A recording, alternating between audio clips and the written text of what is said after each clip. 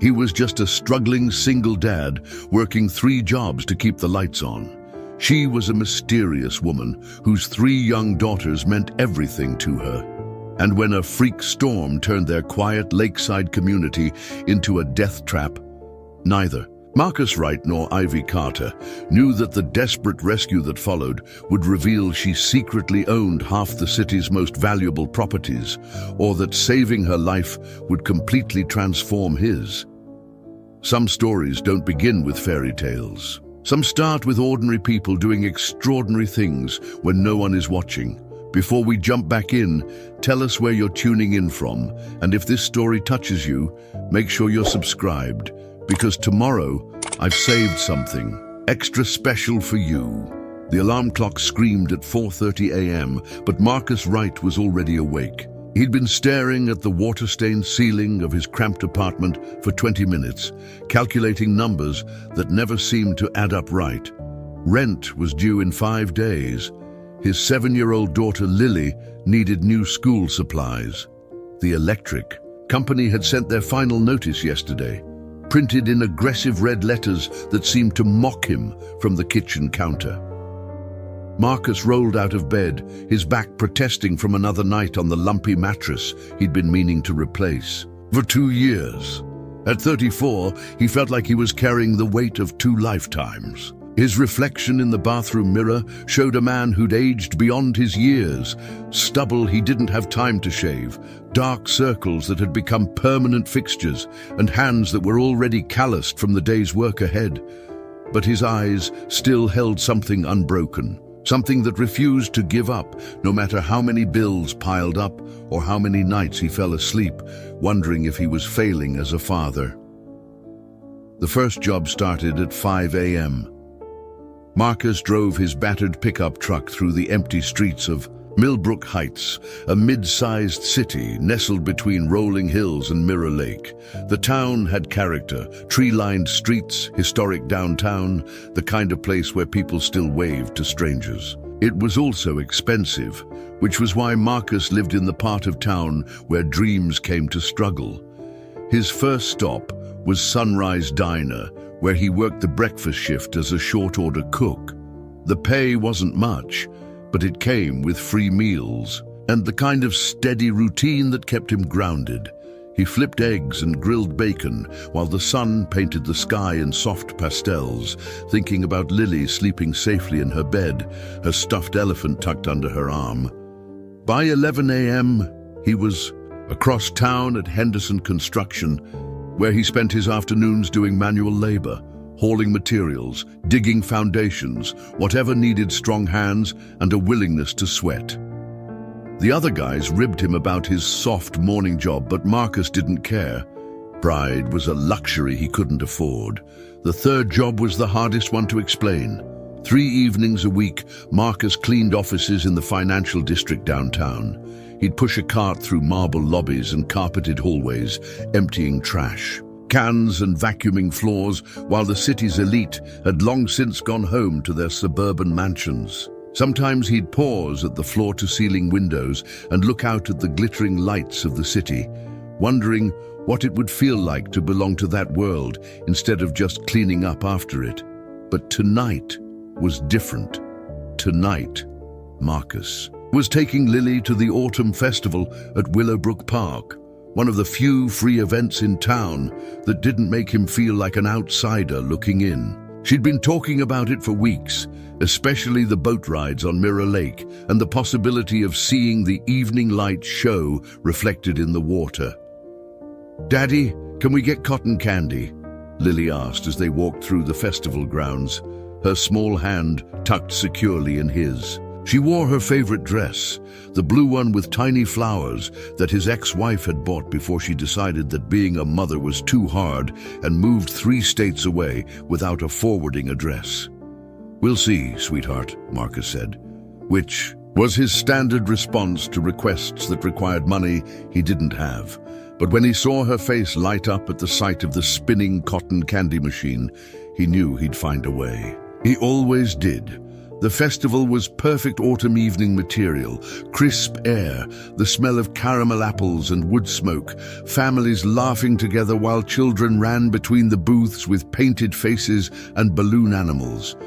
Marcus felt the familiar ache of wanting to give Lily more, to be the dad who didn't have to count dollars before buying a $5 bag of spun sugar. They were walking toward the lake when the weather changed. It happened fast, the way mountain storms often do.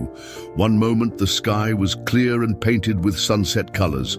The next, dark clouds rolled in like a gray avalanche, and the wind picked up with an urgency that made the festival banners snap and dance.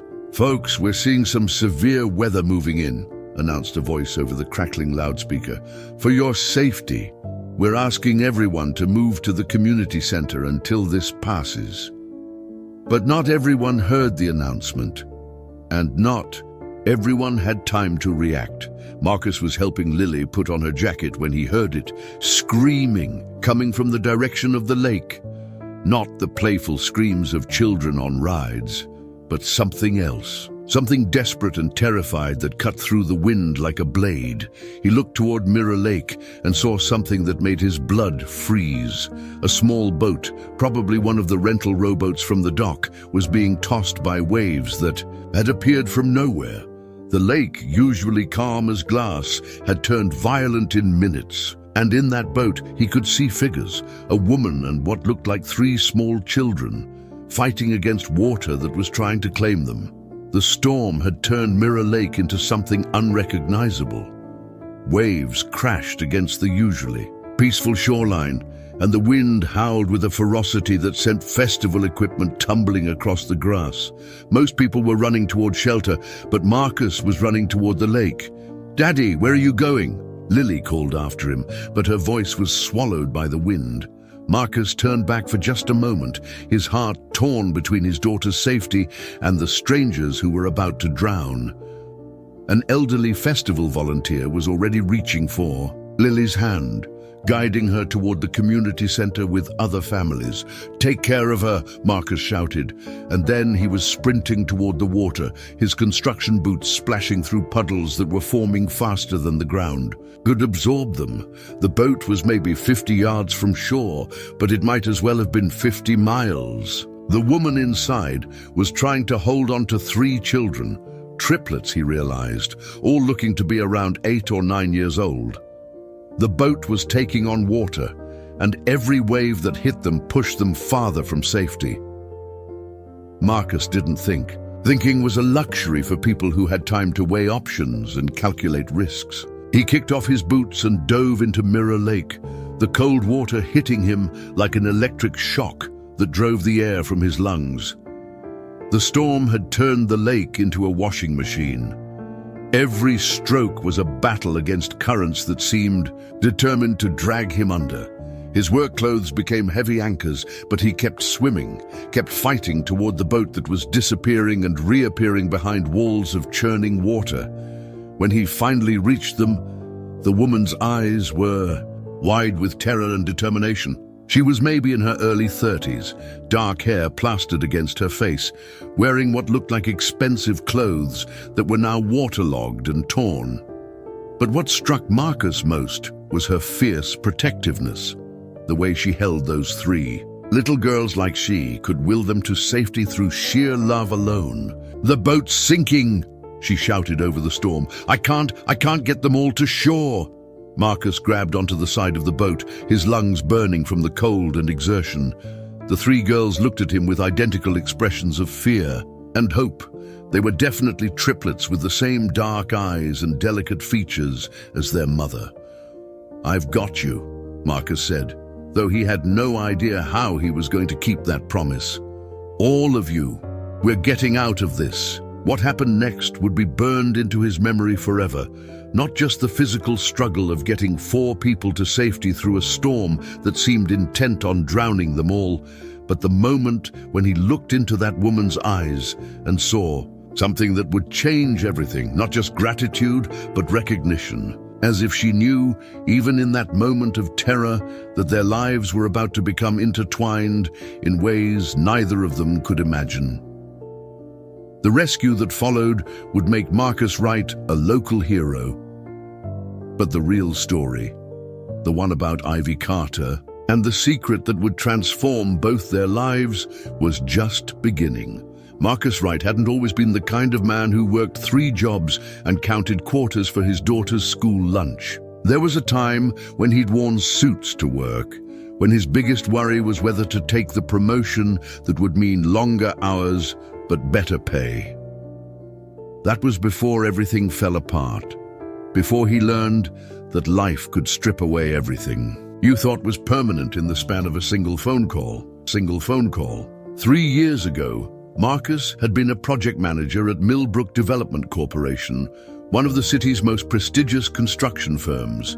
He'd managed multi-million-dollar residential projects, coordinated teams of architects and contractors, and wore ties that cost more than what he now made in a week. His wife, Jessica, had been a marketing executive at a tech startup, and together they'd built what looked like a perfect life in a perfect house in Millbrook Heights' best neighborhood. Preparing and narrating this story took us a lot of time, so if you are enjoying it, subscribe to our channel. It means a lot to us. Now back to the story. They'd been trying for a second baby when the call came. Jessica was pregnant, but there were complications. Severe complications that required months of bed rest, experimental treatments, and medical bills that insurance only partially covered. Marcus had used up all his vacation time, then all his sick leave, caring for his wife and managing Lily, who was only 4 at the time and couldn't understand why Mommy couldn't get out of bed. The baby, a son they'd planned to name David, didn't make it. Jessica survived, but something inside her had broken along with her body. She blamed Marcus for not being strong enough to hold their family together. She blamed herself for not being able to carry their son to term. Most of all, she blamed the life they'd built together for not being enough to protect them from tragedy. The divorce papers came 6 months later, along with Jessica's announcement that she was moving to California to start fresh. She didn't want custody of Lily, said she couldn't handle being a mother right now, maybe not ever. The house went on the market to pay medical bills and legal fees. Marcus's job disappeared when the company downsized, letting go of employees who'd missed too much work for personal reasons. In the span of 18 months, Marcus had lost his son, his wife, his home, his career, and most of his friends. People who didn't know how to act around someone whose perfect life had imploded so spectacularly. He'd been left with Lily, a mountain of debt, and the crushing weight of being solely responsible for a little girl who kept asking when Mommy was coming home. The apartment they lived in now was a far cry from their former suburban paradise. 2 bedrooms, thin walls, and a landlord who fixed things only when absolutely necessary. But it was clean, it was safe, and it was theirs.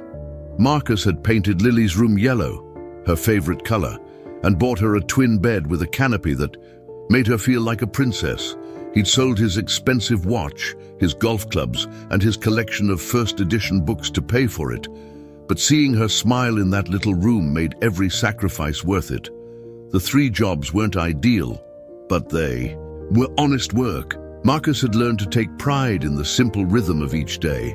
The early morning quiet at the diner when he could think clearly while cooking breakfast for people starting their own daily battles. The physical satisfaction of construction. Work that left him tired but accomplished. The meditative quality of cleaning offices when the city was quiet and he could process the day's challenges. What kept him going was Lily. 7 years old now. With his brown eyes and her mother's stubborn chin, she was the kind of kid who could find joy in cardboard boxes and puddles. She never complained about their small apartment or the fact that they couldn't afford the toys her classmates had. Instead, she'd make up elaborate stories about their adventures, turning grocery shopping into treasure hunts and bedtime into magical journeys to far-off kingdoms. "Daddy," she'd said just last week while they were walking home from the discount, store with generic cereal and marked-down bread. "I think we're lucky." Marcus had looked down at her, this fierce little person who'd been through more upheaval than most adults, and asked, "Why's that, sweetheart?" "Because we have each other," she'd said simply, "and because you make the best pancakes in the whole world." He'd carried that conversation with him through every difficult moment since, through the embarrassment of using food stamps at the grocery store, through the late nights when he balanced their meager budget on a calculator that sometimes didn't add up to hope, through the mornings when he looked in the mirror and wondered if he was enough for her. The truth was, Marcus lived in constant fear that he wasn't enough, that someday someone would decide that a single father working 3 jobs and living paycheck to paycheck wasn't fit to raise a little girl, that Lily deserved better than a father who bought her clothes at thrift stores and had to save for weeks to afford a night at the movies. But he also knew something that his old life had never taught him. Love wasn't measured in square footage or salary figures. It was measured in showing up, in staying present, in choosing to fight for what mattered most, even when everything else fell apart. The night of the festival, Marcus had almost stayed home. He was exhausted from pulling a double shift at construction when one of the other guys called in sick. His back ached. His hands were scraped from handling rough lumber, and his bank account was lighter than he'd like after buying Lily the new shoes she'd needed for school.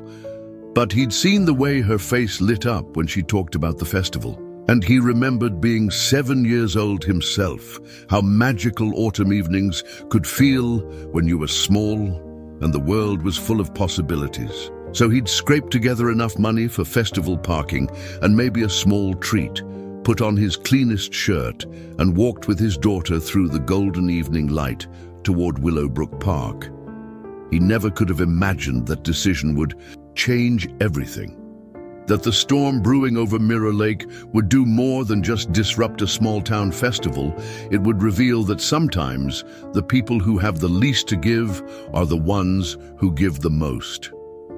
And sometimes the universe has a way of noticing. As Marcus drove his battered pickup truck home that night, his clothes still damp from the lake, Lily sleeping peacefully in the passenger seat, he had no idea that the woman he'd pulled from, the water wasn't just grateful, she was curious. Curious about the man who'd risked everything to save strangers, who'd emerged from that lake not asking for recognition or reward, but simply checking to make sure everyone was okay before disappearing. Back into the crowd, Ivy Carter was a woman who'd built her fortune by recognizing potential where others saw only problems. And something about Marcus Wright had captured her attention in a way that would soon transform both their lives forever. The rescue happened in stages, each one more desperate than the last. When Marcus reached the sinking boat, he realized the situation was worse than it had looked from shore. The small rental rowboat was taking on water faster than anyone could bail it out, and the storm was pushing them farther from the festival lights with each passing second. "Grab onto me!" Marcus shouted to the woman over the howling wind. Up close, he could see she was younger than he'd initially thought, maybe early 30s, with intelligent dark eyes that were wide with fear but not panic. Even in the chaos, she maintained a fierce determination that reminded him of Lily when she was trying to solve a difficult puzzle. "I can't leave them," she shouted back, clutching the 3 girls closer to her chest. The triplets were identical. Same dark hair, same delicate features, same expressions of trust mixed with terror as they looked between their mother and this stranger who'd appeared in their darkest moment. "We're all going together," Marcus said, though he had no idea how he was going to make that promise a reality. The boat lurched violently as another wave crashed over them, and he heard one of the girls cry out, not in fear, but in pain. "Mommy, my arm!" It was the girl on the left, and Marcus could see her wrist was bent at an angle that made his stomach clench. She must have injured it when the boat first started taking on water. The woman, Ivy, though he wouldn't learn her name until Much later, looked at her daughter's injury and then at Marcus with an expression he recognized. It was the same look he'd seen in his own mirror during those terrible months when Jessica was sick, and he'd known that everything depended on decisions he wasn't sure he was strong enough to make. "Take her first," Ivy said, nodding toward the injured girl. "Please, I can hold on to the boat with the other two until you come back." Marcus looked at the sinking boat, at the storm that was getting worse by the minute, at the three identical faces staring up at him with absolute faith that somehow he would save them all.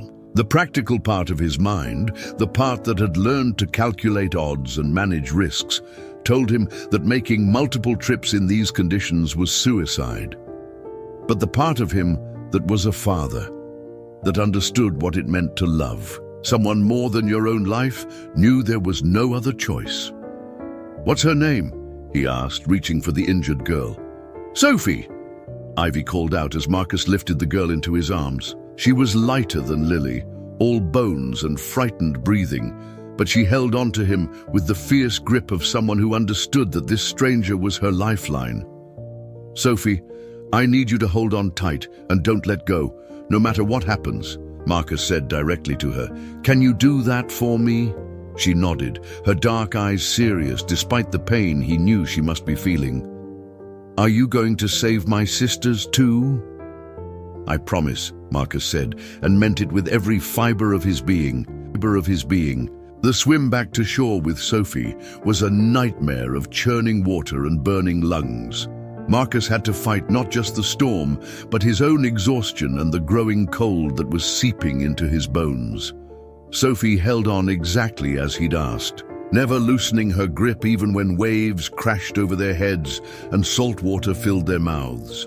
When they finally reached the shallows, festival volunteers were waiting with blankets and first aid supplies. Marcus handed Sophie to a paramedic and immediately turned back toward the lake, ignoring the voices calling for him to wait, to let the professionals handle it, to think about his own safety.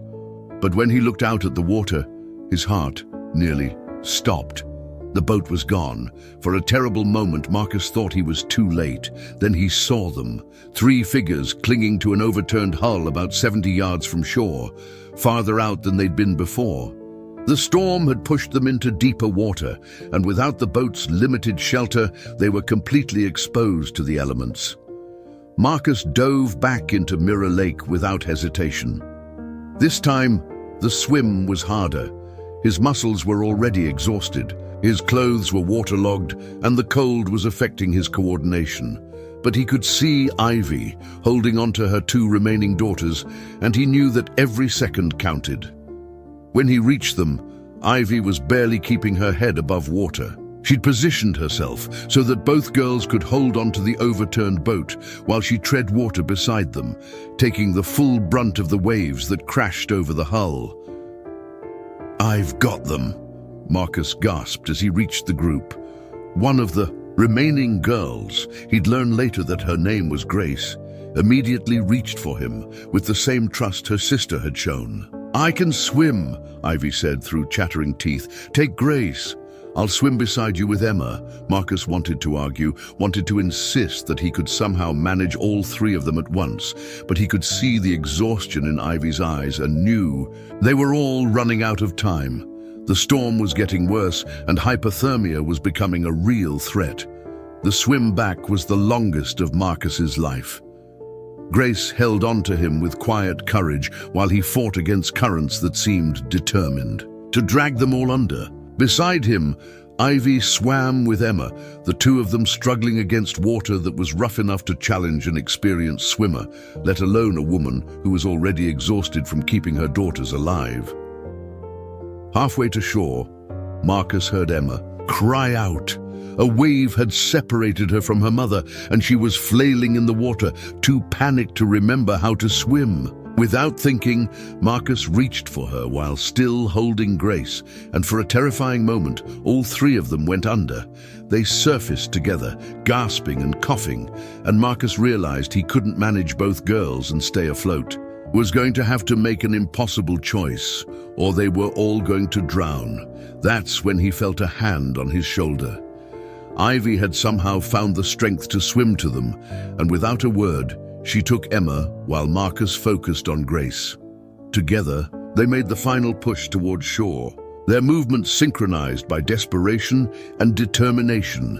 When they finally reached the shallows, Marcus's legs gave out.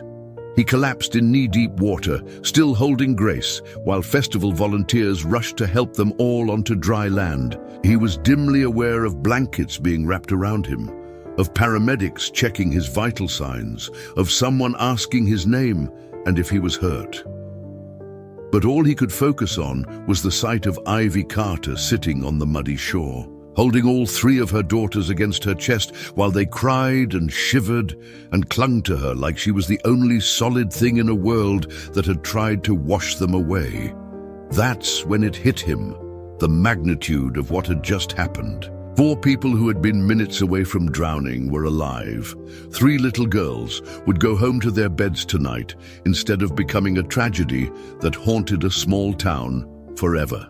And he, Marcus Wright, who'd spent the last 3 years feeling like he was failing at everything that mattered, had somehow managed to be exactly where he needed to be at exactly the right moment. As the paramedics checked him for signs of hypothermia and exhaustion, Marcus caught Ivy's eye across the chaos of emergency responders and concerned festival goers. She was looking at him with an expression he couldn't quite read.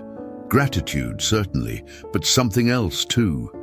Something that felt almost like recognition, as if she was seeing him not just as the man who'd saved her family, but as someone whose story was somehow connected to hers in ways neither of them understood yet. "Thank you," she mouthed silently across the distance between them.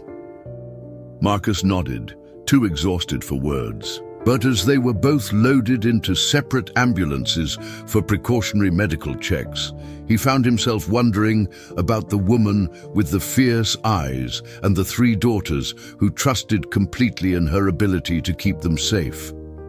He wondered what had brought them to Mirror Lake that night, why they'd been in a boat during a storm, and most of all, why he couldn't shake the feeling that this rescue was just the beginning of something much larger than either of them could imagine.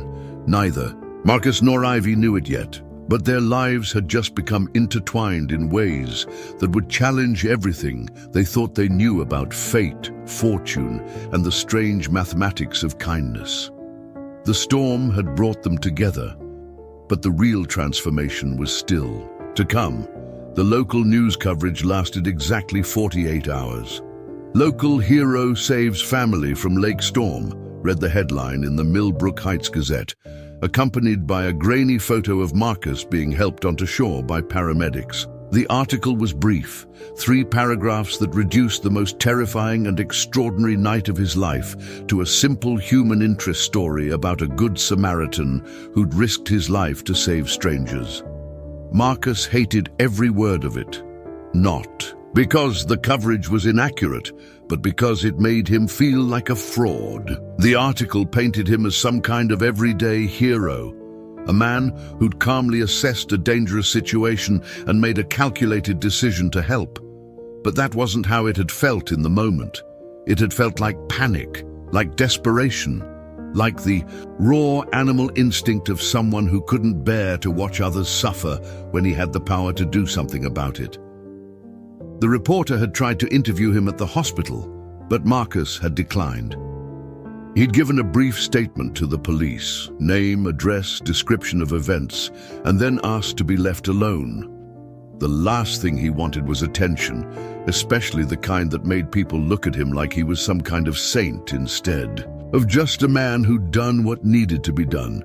But the attention came anyway. For 3 days, his phone rang constantly. Local radio stations wanted interviews. The morning show at Channel 7 left voicemails asking if he'd appear on their Hometown Heroes segment. A woman from the mayor's office called to ask if he'd accept a commendation at the next city council meeting. Marcus ignored them all. He went to work at the diner, deflected questions from curious customers, and tried to pretend that nothing had changed. But everything felt different now. The familiar routines that had anchored his life for 3 years, the early morning drives, the rhythm of cooking breakfast, the simple satisfaction of honest work, all of it felt somehow hollow, like he was going through the motions of a life that no longer quite fit. The worst part was the way people looked at him now. At the construction site, his co-workers treated him with a new kind of respect that made him uncomfortable. They called him hero and slapped his back and told stories about the rescue that got more dramatic with each telling. At the diner, regular customers left bigger tips and tried to engage him in conversations about courage and selflessness that made him want to hide in the kitchen. Even Lily seemed different around him. She'd always looked at him with the uncomplicated adoration that daughters have for their fathers.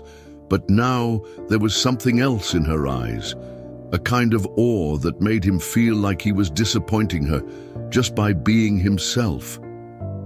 "Daddy," she'd asked 3 days after the rescue, "are you famous now?" They were sitting at their small kitchen table, sharing a dinner of spaghetti and jarred sauce, the same meal they ate twice a week because it was cheap and filling, and Lily loved twirling the noodles around her fork. "No, sweetheart," Marcus had said, "I'm just the same person I always was." But Lily had tilted her head in that way that meant she was thinking hard about something. "Tommy's mom said you're a hero. She said you saved a whole family from drowning." Marcus had set down his fork, suddenly unable to eat. "I just helped some people who needed help." "That's what we do for each other, right? That's what you'd do too."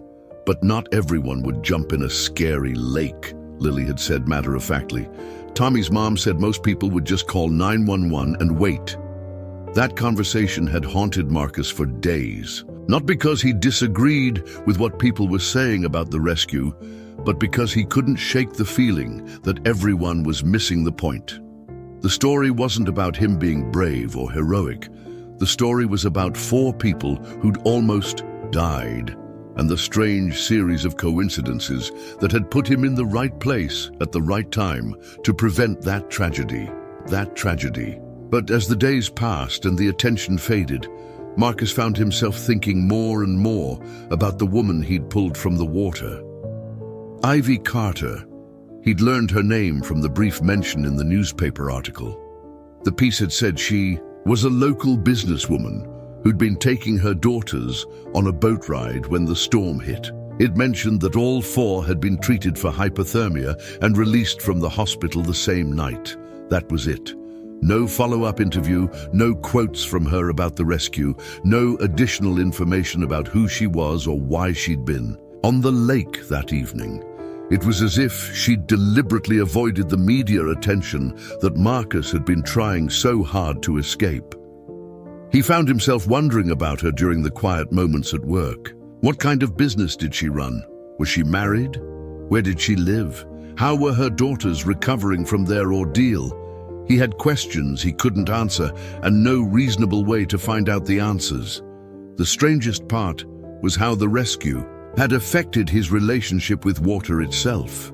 Marcus had never been afraid of swimming. He'd been a decent swimmer in high school, comfortable enough in pools and calm lakes. But now, every time he drove past Mirror Lake on his way to work, he felt a tightness in his chest that hadn't been there before. It wasn't fear exactly. It was more like a heightened awareness, as if the water was watching him back. Sometimes he'd pull over at the scenic overlook and sit in his truck, staring out at the lake that looked so peaceful in the daylight, trying to reconcile the tranquil surface with the violent chaos he remembered from that night. 2 weeks after the rescue, Marcus was cleaning offices in the financial district when he saw something that made him stop dead in his tracks. He was emptying trash cans on the 15th floor of the Millbrook Tower when he glanced out the floor-to-ceiling windows and saw the city spread out below him like a glittering map. The view was spectacular, the kind of vista that people paid thousands of dollars to wake up to every morning. But what caught his attention wasn't the beauty of the scene.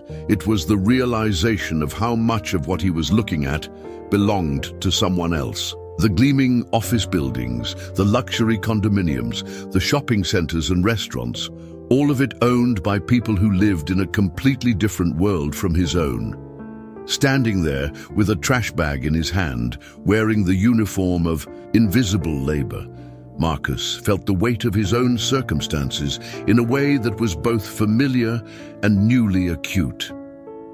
He'd rescued 4 people from drowning, but he was still the same man who worked 3 jobs to pay rent on a 2-bedroom apartment. He was still counting quarters for his daughter's school supplies and choosing between paying the electric bill and buying groceries. The rescue hadn't changed his life. It had just reminded him of how unchangeable his life actually was. That night, as he was tucking Lily into bed, she asked him a question that cut straight to the heart of what he'd been feeling. "Daddy, do you think the lady you saved will remember you?" Marcus smoothed the covers around her shoulders, considering his answer. "I think she'll remember what happened that night, but I don't think she'll remember me specifically. I was just someone who happened to be there." Lily frowned. "But you weren't just someone, you were you. You were the person who jumped in the scary water when everyone else was running away."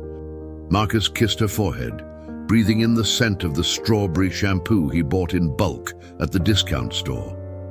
"Sometimes being yourself is enough, sweetheart, even if no one remembers your name." But as he turned off her light and walked back to his own bedroom, Marcus couldn't shake the feeling that Lily was wrong about one thing. He had a strange, persistent sense that Ivy Carter would remember him. Not because he was particularly memorable, but because something had passed between them in those terrible moments on the lake. Something that felt too significant to be forgotten.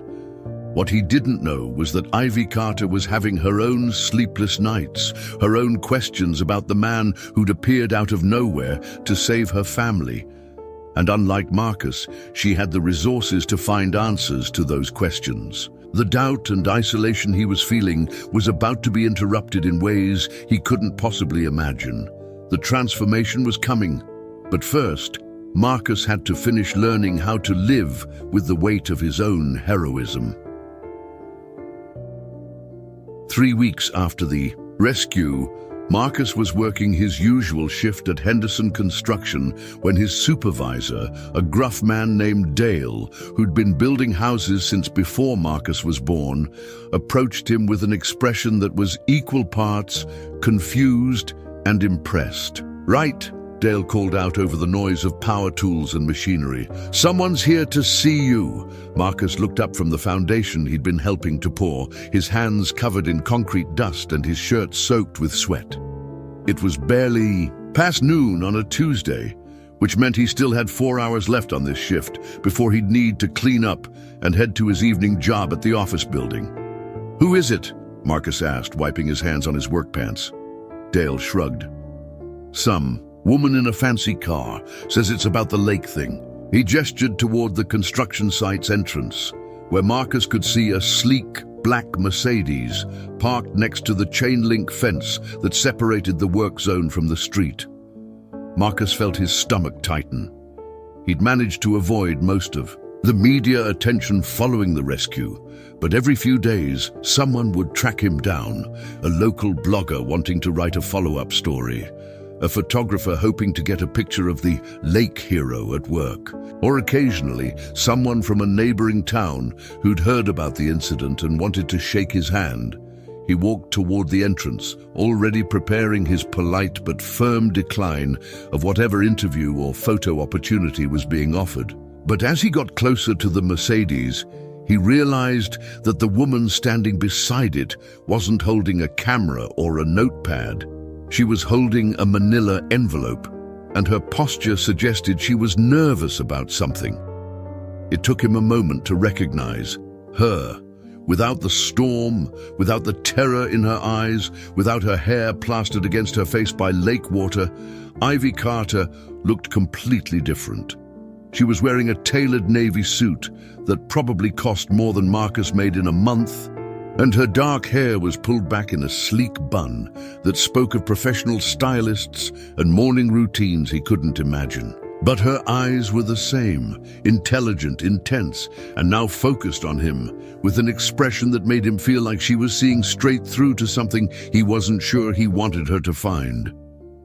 "Mr. Wright," she said, extending her hand, with the kind of confident gesture that suggested she was used to commanding attention in boardrooms and business meetings. "I'm Ivy Carter. I don't know if you remember me, but—" "I remember," Marcus said, shaking her hand and noting that her grip was firm, but her fingers were trembling slightly. "How are your daughters? Are they okay?" Something in Ivy's expression softened at the question. "They're fine. Sophie's wrist healed perfectly, and all three of them are back to their normal routines. Swimming lessons, actually," she added with a small smile. "They insisted." Marcus nodded, feeling some of the tension in his chest ease. "That's good. That's really good." They stood there for a moment, two people who'd shared an extraordinary experience but had no framework for how to talk about it in the ordinary world. Around them, the construction site hummed with activity. Workers calling to each other, the beep of machinery backing up, the rhythmic sound of hammers against wood. It was Marcus's world, familiar and predictable. But with Ivy standing there in her expensive suit, it suddenly felt small and exposed. "I wanted to thank you properly," Ivy said, holding up the manila envelope.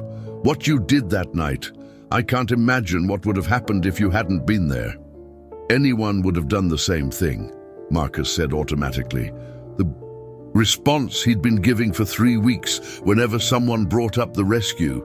Ivy's eyes narrowed slightly, not with anger, but with something that looked like disappointment. "No," she said firmly, "they wouldn't have. I've been thinking about that night a lot, Mr. Wright, and I keep coming back to the same question.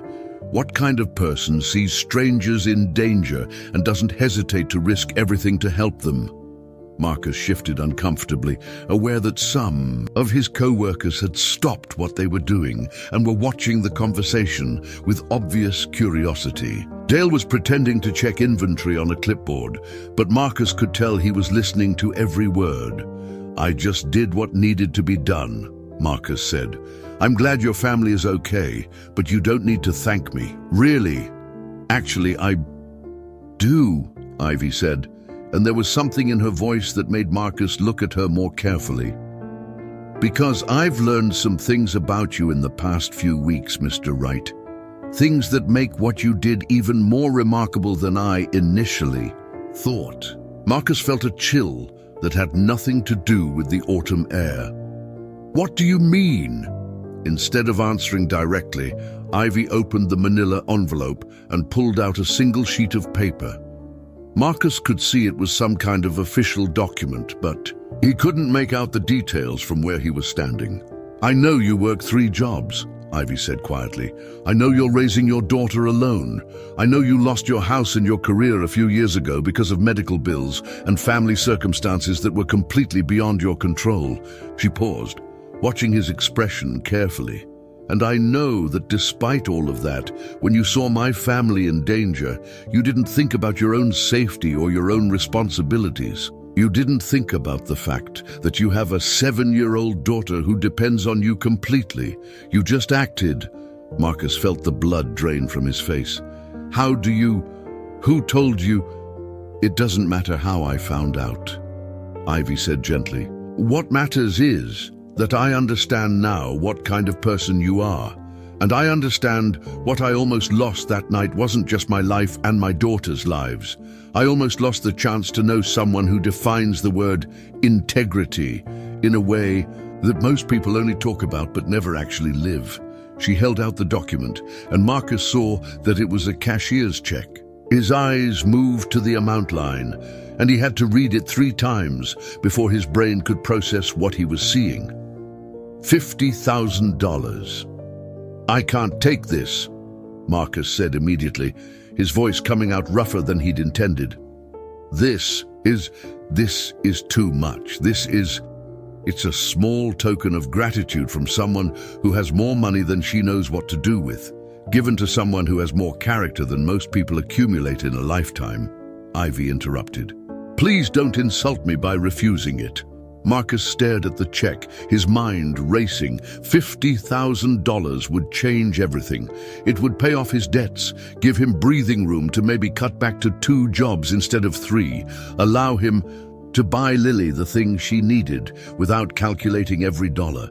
It would transform his life in ways he'd stopped allowing himself to imagine. But it also felt wrong somehow, like he was being paid for something that shouldn't have a price. Tag. I didn't save your family for money, he said finally. I saved them because it was the right thing to do. Taking payment for that feels like it changes what happened. Ivy studied his face for a long moment, and Marcus had the uncomfortable feeling that she was measuring him against some internal standard he wasn't aware of. Mr. Wright, she said finally, can I ask you something?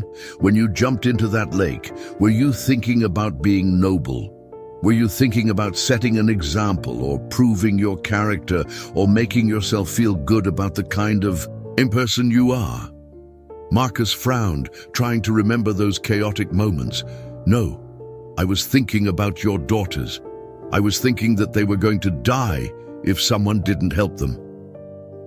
Exactly, Ivy said with satisfaction. You acted out of pure compassion, without any thought of reward or recognition. That's exactly why you deserve to be rewarded. She pressed the check into his hands. This isn't payment for services rendered, Mr. Wright. This is an investment in the kind of person who makes the world a better place just by existing in it. Marcus looked down at the check, then back at Ivy's face. There was something in her expression that he couldn't quite read. Determination, certainly, but also something that looked almost like hope. Why does this matter so much to you? He asked. Ivy was quiet for a moment, and when she spoke, her voice was softer than it had been. Because I've spent most of my adult life in a world where people do good things for publicity, for tax breaks, for networking opportunities. I've become cynical about human nature, Mr. Wright, but what you did that night, jumping into a dangerous lake to save complete strangers, refusing interviews, trying to avoid attention, it reminded me that there are still people who do the right thing simply because it's right. And those people shouldn't have to struggle to keep the lights on while they're busy making the world better for everyone else. She stepped back toward her car, then turned back one more time. Cash the check, Mr. Wright. Use it to give your daughter the stability she deserves. And maybe, if you're willing, let me take you and Lily to dinner sometime. I'd like my daughters to meet the man who saved their lives, and I think they'd like to meet Lily too. As Ivy drove away in her Mercedes, Marcus stood in the construction site parking lot, holding a check that represented more money than he'd seen in one place since before his life fell apart. Around him, his co-workers had returned to their tasks, but he could feel their curious glances and knew that word of this encounter would spread through the site within the hour. But for the first time in 3 weeks, Marcus didn't care about the attention. Because Ivy Carter had given him something more valuable than money, she'd given him confirmation that the rescue hadn't been meaningless, that his instinct to help hadn't been foolish, and that sometimes the universe did notice. When people tried to do the right thing, the transformation was beginning. Though Marcus didn't yet understand how completely his life was about to change. The dinner invitation came 3 days later, delivered in the form of a handwritten note that arrived at Marcus's apartment building in an envelope made of paper so thick and creamy it felt expensive to the touch. Lily found it slipped under their door when she got home from school, and she carried it to Marcus like it was treasure. "Daddy, look! Someone sent us a fancy letter." Marcus was in the kitchen, trying to stretch a can of soup and half a loaf of bread into something that would qualify as dinner for both of them. The check from Ivy was still folded in his wallet. He hadn't been able to bring himself to cash it yet, though he'd looked at it approximately 50 times in the past 3 days, still barely believing it was real. The note was written in elegant handwriting on personal stationery with IC embossed at the top in subtle gold lettering. Mr. Wright, if you and Lily are available this Saturday evening, my daughters and I would be honored to have you join us for dinner at our home. Nothing formal, just a chance for our families to meet properly under less dramatic circumstances than our first encounter.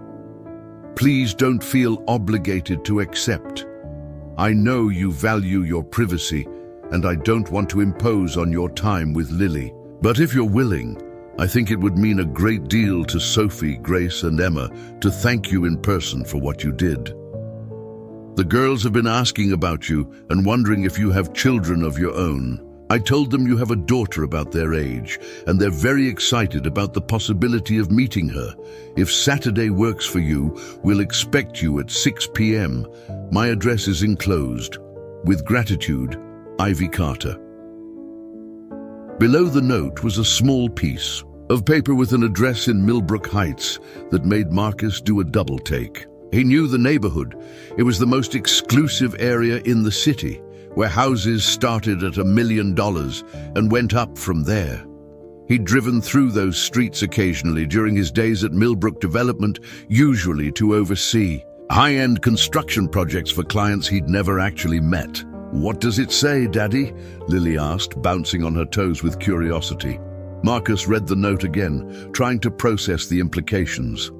Ivy Carter lived in a world so far removed from his own that they might as well have been on different planets. Her casual mention of our home probably referred to some mansion with more bedrooms than his entire apartment building had units. "The lady I helped at the lake wants to have dinner with us," Marcus said carefully. "She has 3 daughters about your age, and they want to meet you." Lily's eyes lit up with the kind of excitement that only 7-year-olds could generate. "Really? Can we go? What are their names? Do they like horses?" "I hope they like horses." Marcus smiled despite his reservations. Lily had been begging for play dates with classmates, but most of the other parents in her school lived in a different economic bracket than Marcus did. Birthday parties and social gatherings often came with expenses he couldn't afford. Expensive gifts, restaurant meals, activities that required admission fees. He'd learned to make polite excuses that protected both his pride and his budget. But this felt different. This felt like an opportunity to give Lily something he'd been unable to provide. The chance to make friends with other kids without the weight of financial worry hanging over the experience. "We can go," Marcus said, and Lily squealed with delight, hugging him around the waist with the fierce joy that made every struggle worthwhile. Saturday evening arrived with the kind of crisp autumn weather that made everything feel possible. Marcus had agonized over what to wear, finally settling on his one good pair of khaki pants and a button-down shirt that he usually reserved for parent-teacher conferences. Lily wore her favorite dress, the blue one with flowers, and insisted on carrying a small bouquet of dandelions she'd picked from the patch of weeds beside their apartment building. "For the lady who almost drowned," she explained seriously. "Flowers make people feel better when they're sad." The drive to Ivy's house took them through neighborhoods that grew progressively more affluent with each turn. The houses got larger, the lawns more manicured, the cars in the driveways more expensive. By the time they reached Ivy's street, Marcus felt like they were traveling through a magazine spread about how the other half lived. Ivy's house wasn't the largest on the block, but it was impressive enough to make Marcus grip the steering wheel a little tighter. It was a stately colonial with white columns and perfectly maintained landscaping, the kind of place that whispered old money and established family. A circular driveway led to a front entrance that looked like it belonged in a movie about people who summered in the Hamptons. "Wow," Lily breathed as they pulled up to the house. "It's like a castle." Marcus parked his battered pickup truck next to a BMW and a Range Rover, acutely aware of how out of place his vehicle looked in this setting. But before he could spiral too deeply into self-consciousness, the front door opened and 3 identical girls came running out, followed by Ivy. The triplets looked completely different than they had that night on the lake. Clean, dry, and glowing. With health, they were dressed in matching outfits that probably cost more than Marcus's monthly grocery budget. But their expressions were exactly what he remembered, open, trusting, and now filled with excitement rather than terror. "Are you Mr. Wright?" the girl on the left asked. "Sophie," he remembered, the one with the injured wrist. "Are you the one who saved us?" Before Marcus could answer, Lily stepped forward with her bouquet of dandelions, her natural social confidence on full display. "Hi, I'm Lily. My daddy said you almost got drowned, so I brought you flowers." The ice was broken instantly. The triplets gathered around Lily, admiring her bouquet and bombarding her with questions about everything from her favorite color to whether she had any pets. Within minutes, the 4 girls were deep in conversation about horses, art projects, and the relative merits of different types of candy. "They're naturals," Ivy said softly, appearing at Marcus's side as they watched the children interact. "I was worried they might be shy after what happened, but they seem completely comfortable with Lily." Marcus looked at Ivy properly for the first time since arriving. She was dressed more casually than she had been at the construction site, jeans and a cream-colored sweater that looked expensive but approachable. Her hair was loose around her shoulders and she seemed more relaxed, more like a regular mom than the intimidating businesswoman who'd appeared at his workplace with a $50,000 check. "Lily's always been good with other kids," Marcus said. "She's been asking for siblings since she learned to talk." Something flickered across Ivy's expression, a shadow that was there and gone so quickly, Marcus almost missed it. "It must be hard raising her alone, sometimes," Marcus admitted, "but she makes it easier than it should be. He paused, searching for the right words. "She's the reason I get up every morning, the reason everything else makes sense." Ivy nodded, and Marcus had the feeling she understood exactly what he meant. "I know that feeling. After their father died, the girls became my entire world. Everything I do, every decision I make, it's all about giving them the best life possible." Marcus felt a jolt of surprise. "I'm sorry. I didn't know you were widowed." 3 years ago, Ivy said simply. "Cancer. He fought it for 2 years, but..." She shrugged, the gesture somehow conveying both acceptance and ongoing grief. The girls were only 5 when he died. They barely remember him, which is probably a blessing and a tragedy at the same time. They stood in comfortable silence for a moment, watching their daughters laugh together over something that was apparently hilarious to 8-year-olds. Marcus felt a strange sense of recognition, as if he was looking at a mirror image of his own life reflected back at him through completely different circumstances. "Is that why you were on the lake that night?" he asked gently. "Some kind of memorial?" Ivy's smile was soft and sad. "It was the anniversary of his death. We go there every year. It was his favorite place in the city. He used to take the girls fishing there when they were tiny." She paused. "We were supposed to go earlier in the day, but I got caught up in work meetings. By the time we got to the lake, it was almost evening, and I should have known better than to take them out in a boat so late. If you hadn't been there..." "But I was there," Marcus said firmly. "That's what matters." Ivy looked at him with an expression that was becoming familiar, that sense of her seeing something in him that he didn't quite see in himself. "You know, most people would have asked about my business by now, about the house, about how I can afford to give away $50,000 checks. You haven't asked a single question about any of that." Marcus shrugged. "It's not my business. What matters is that you're a good mother who loves her daughters and almost lost them. Everything else is just details." "See?" Ivy said with a smile that transformed her entire face. "That's exactly what I mean. Most people I know would be calculating my net worth by now and figuring out how to leverage our acquaintance into some kind of business opportunity. I'm not most people, you know, Marcus said. No, Ivy agreed. You're definitely not. And that's exactly why I think we're going to be very good friends, Marcus Wright. As if summoned by her words, the four girls came running over, Lily leading the charge with her new best friends in tow. Daddy, can Sophie and Grace and Emma come to our house next time? Lily asked breathlessly. I want to show them my room and my stuffed animals and the picture you drew of us on the refrigerator. Marcus looked at Ivy, who was smiling with genuine warmth.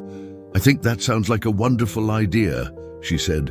Though I should warn you, my girls have very high standards when it comes to stuffed animal collections. That's okay, Lily said, confidently. Mr. Elephant is pretty amazing. He's been to the moon 6 times and he knows how to make pancakes. As the evening continued with dinner around Ivy's massive dining room table, Marcus began to understand that he hadn't just gained a friend, he'd found someone who understood the particular challenges and joys of single parenthood in a way that most people couldn't. Someone who, despite their vastly different circumstances, shared his fundamental values about what mattered most in life. The alliance that was forming between them would prove to be more significant than either of them could imagine. Because Ivy Carter had much more to offer than friendship and gratitude, and Marcus Wright was about to discover that sometimes the people you save end up being the ones who transform your entire world. 2 weeks after their dinner at Ivy's house, Marcus was beginning to understand that his new friendship came with complications he hadn't anticipated. Not bad complications, quite the opposite, but the kind of life changes that made him question everything he thought he knew about his own limitations and possibilities. It started with small things. Lily came home from their second play date at Ivy's house, bubbling with stories about the Triplets' bedrooms. Each one has their own bathroom, Daddy, and Grace has a bookshelf that goes all the way to the ceiling. Their backyard, there's a swimming pool and a trampoline and a garden where they grow actual vegetables. And their after-school activities, they take piano lessons and horseback, riding and something called fencing, which isn't about fixing broken fences, it's about sword fighting. Marcus listened to these reports with a mixture of joy and concern. Joy because Lily was happier than he'd seen her in months, practically glowing with the excitement of having found not just one friend, but 3 sisters who treated her like she'd always been part of their group. Concern because he was starting to realize just how vast the gulf was between his world and Ivy's, and he wasn't sure how to navigate that difference without disappointing his daughter. The concern deepened when Lily started asking questions. Daddy, why don't we have a pool? Why can't I take piano lessons like Sophie? Emma's mum bought her a horse for her birthday. Do you think I could have a horse? Marcus answered these questions with the same patient explanations he'd been giving for years. That different families had different amounts of money, that they were lucky to have each other and a safe place to live, that experiences and relationships mattered more than things. Lily accepted these answers with the resilience that had always amazed him, but Marcus could see her processing the disparities in a way that made his heart ache. The tipping point came on a Thursday evening when Marcus was working his shift at the office building downtown. He was emptying trash cans on the 20th floor when his phone buzzed with a text from Ivy. Emergency at work. Could you possibly pick up the girls from school and watch them until I get home? I'll pay you for your time, of course. I know it's short notice. Marcus stared at the message, his mind racing. He was scheduled to work until 9 p.m., and leaving early would mean losing a significant portion of his weekly income. But the text had said, emergency, and he could hear the desperation beneath Ivy's carefully polite words. He called his supervisor and explained the situation, asking if he could make up the hours later in the week. Then he drove to Millbrook Academy, the private school where the triplets were students, to find 4 little girls waiting anxiously by the main entrance. The drive back to Ivy's house was filled with chatter about their day, but Marcus found himself studying the school in his rearview mirror. It was the kind of institution that looked more like a small college than an elementary school. Red brick buildings, manicured grounds, and a tuition that probably cost more than his annual rent. At Ivy's house, the girls immediately launched into their afternoon routine with the kind of structured schedule that spoke of careful planning and abundant resources. Sophie had violin practice in the music room, a dedicated space with a baby, grand piano and professional quality acoustics.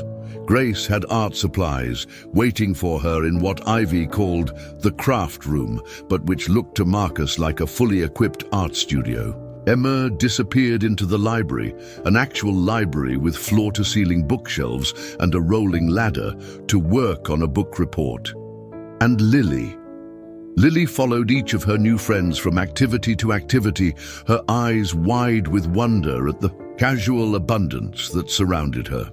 Marcus sat in Ivy's kitchen, ostensibly supervising homework, but actually marveling at the casual luxury of his surroundings. The kitchen alone was larger than his entire apartment, with granite countertops, professional-grade appliances, and a walk-in pantry stocked with food that represented more variety than Marcus typically bought in a month. When Ivy finally arrived, home at 7 p.m., she looked frazzled in a way that surprised him. Her usually perfect hair was mussed, her expensive suit was wrinkled, and she had the slightly wild-eyed expression of someone who'd been dealing with crisis management all day. "I'm so sorry," she said immediately upon seeing Marcus.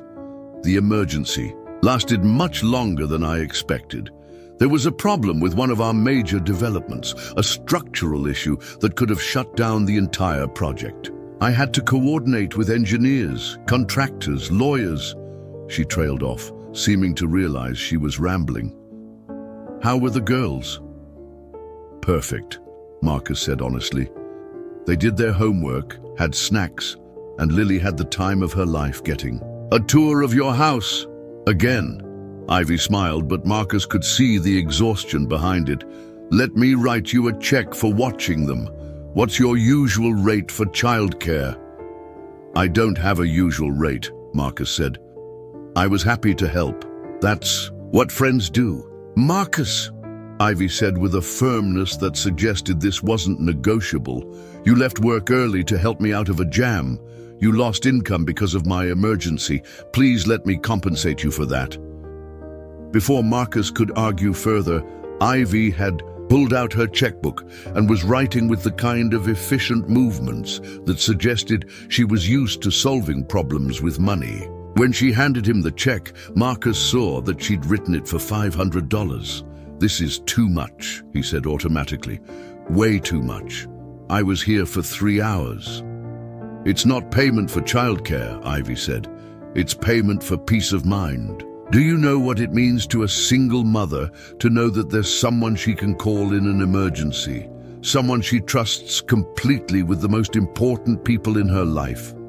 Marcus stared at the check, feeling the familiar discomfort that came with Ivy's generosity.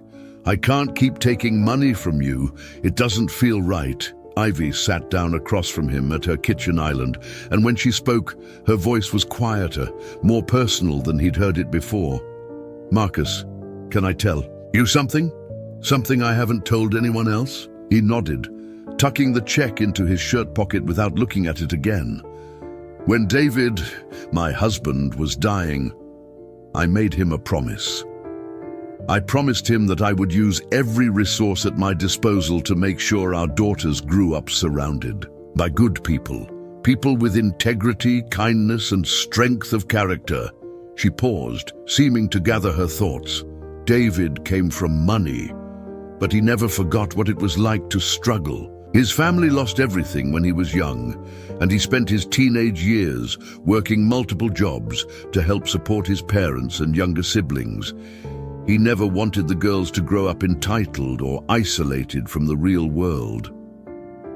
Marcus listened without interrupting, sensing that this was important.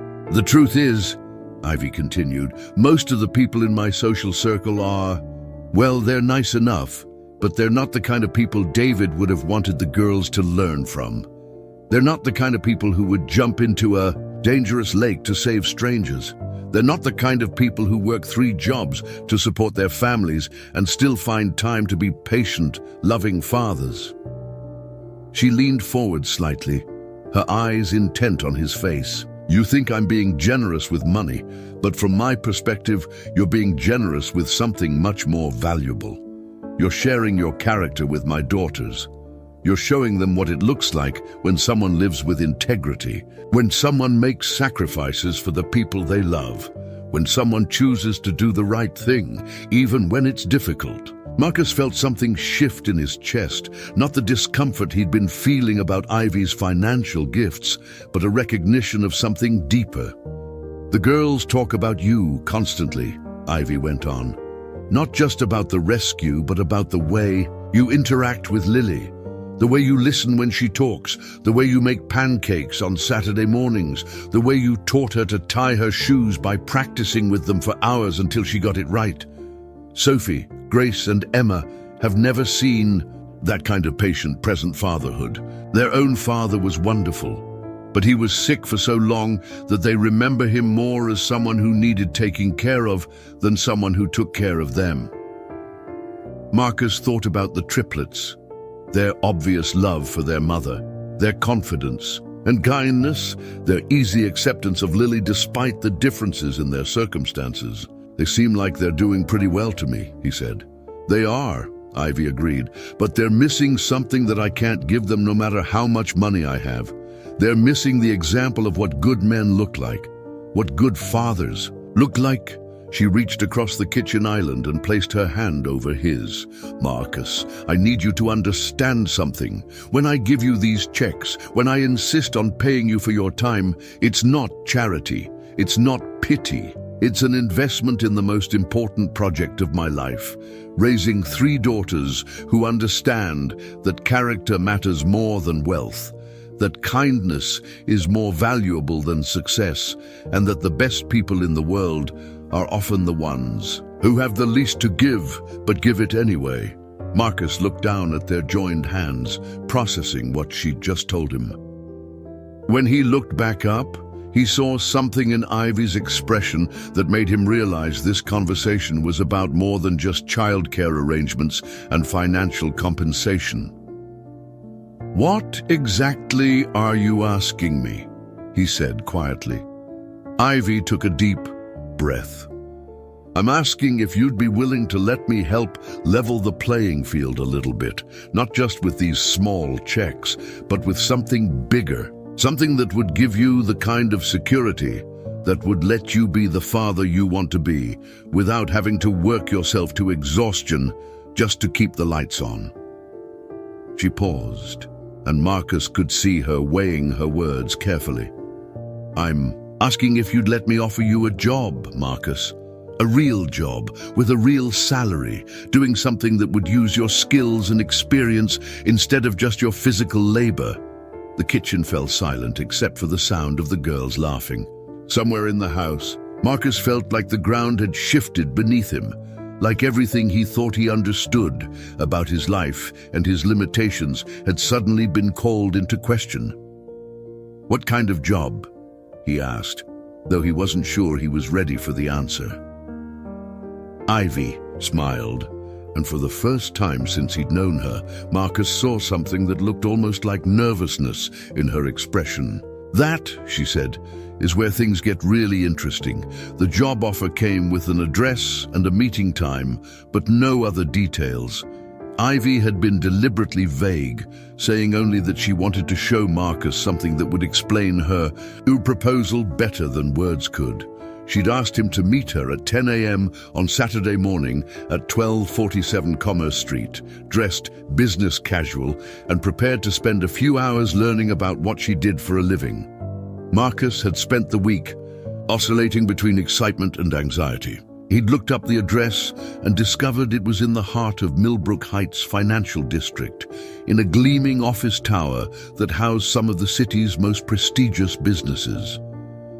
The building directory included law firms, investment companies and corporate headquarters for organizations he'd heard of, but never imagined he'd have reason to visit. Saturday morning arrived with the kind of crisp autumn clarity that made everything seem possible. Marcus had borrowed a tie from his neighbor and spent 20 minutes making sure his one good suit looked presentable. As he drove toward downtown, he found himself thinking about the last time he'd dressed up for a business meeting. It had been more than 3 years ago, during his final interview at Millbrook Development Corporation, back when he'd still believed his career was salvageable. The lobby of 1247 Commerce Street was everything Marcus had expected. Marble floors, soaring ceilings, and the kind of hushed atmosphere that suggested important decisions were made here on a daily basis. He approached the reception desk feeling simultaneously nervous and underdressed, despite his careful attention to his appearance. "I'm here to see Ivy Carter," he told the receptionist, a professionally polished woman who looked like she could have been a model in a previous life. "Mr. Wright?" she asked with a smile that suggested she'd been expecting him. "Ms. Carter is waiting for you in the penthouse. Take the elevator to the 42nd floor." The elevator ride seemed to last forever, giving Marcus time to wonder what exactly he was walking into. When the doors finally opened, he found himself in a reception area that was elegant without being ostentatious, understated luxury that spoke of confidence rather than the need to impress. Ivy was waiting for him, dressed in a perfectly tailored charcoal suit that somehow managed to look both professional and approachable. She smiled when she saw him, but Marcus could detect a hint of nervousness that matched his own. "Thank you for coming," she said, extending her hand in greeting. "I know this is all rather mysterious, but I wanted you to see something before. We talked about the job opportunity." She gestured for him to follow her through a set of double doors that opened into what was clearly the main office space. Marcus's first impression was of organized efficiency. Several workstations occupied by people who looked like they knew exactly what they were doing. Walls lined with architectural drawings and development plans, and a conference room with floor-to-ceiling windows that provided a spectacular view of the city. "Welcome to Carter Development Group," Ivy said, watching his face carefully. "This is what I do for a living." Marcus took a moment to process what he was seeing. The scale of the operation was impressive. This wasn't just an office. It was the headquarters of what appeared to be a major real estate development company. He could see project timelines on whiteboards, scale models of building developments, and computer screens displaying what looked like financial projections with numbers that made his head spin. "You're a developer," he said, the pieces beginning to fall into place. "I'm the developer," Ivy corrected gently. Carter Development Group is the largest private real estate development company in the tri-state area. We've been responsible for about 60% of the major construction projects in Millbrook Heights over the past decade. Marcus stared at her, trying to reconcile this revelation with everything he thought he knew about Ivy Carter. He'd known she was wealthy, obviously, but this level of success was beyond what he'd imagined. "Let me show you something," Ivy said, leading him to a wall-mounted map of the city that was covered with colored pins and project markers. "Do you see the red pins? Those represent properties that Carter Development Group currently owns or has major stakes in." Marcus studied the map, his eyes widening as he took in the scope of what he was seeing. The red pins were everywhere: downtown office buildings, suburban shopping centers, residential developments, mixed-use complexes. It wasn't just that Ivy's company owned a lot of real estate. It was that they owned some of the most valuable and recognizable properties in the entire city, the Millbrook Towers. Marcus asked, pointing to a cluster of pins representing the luxury high-rise apartments that dominated the city's skyline. Ours, Ivy confirmed. The Heritage Mall? We developed it 15 years ago and still own a 40% stake. Marcus's finger moved to another section of the map, the Riverside Commerce Center, completed last year. It's one of our most successful projects. As the full scope of Ivy's business empire became clear, Marcus felt a combination of awe and disorientation. He was looking at a woman who didn't just have money.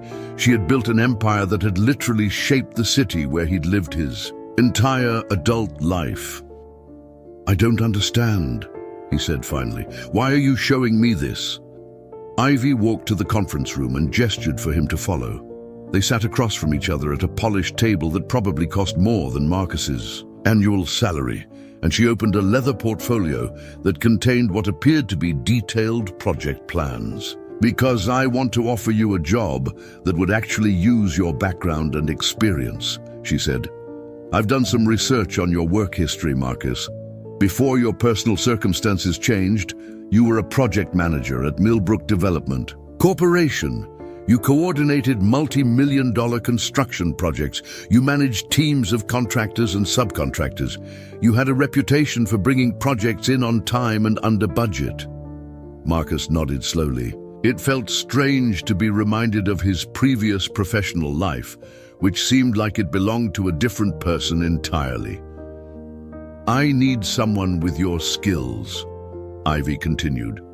"Someone who understands construction, who can manage complex projects, who has the integrity to handle significant responsibility. But more than that, I need someone I can trust, someone who shares my values about treating people fairly and building something that benefits the community, not just the bottom line."